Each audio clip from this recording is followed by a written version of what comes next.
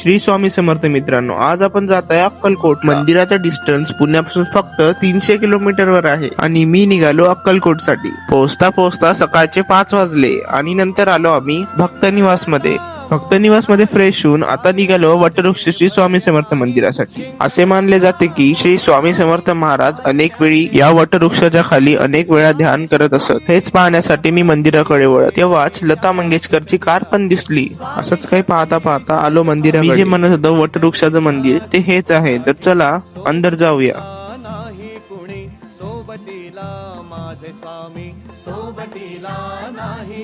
हेच ते वटवृक्ष, इथं स्वामी ध्यान करत होते. हे जे तुम्ही फोटो पाहताय ते रुद्राक्षानं बनलेलं आहे. महाराजांचं दर्शन घेतलं, कॅमेरा अलाउड नव्हता म्हणून शूट नाही केलं. तर सेकंड पार्ट मध्ये मी दाखवणार आहे की साक्षात महाराजांचे पाय उमटलेले. तर हा ब्लॉग मी इथंच एंड करतो. तर भेटूया नेक्स्ट व्हिडिओ मध्ये.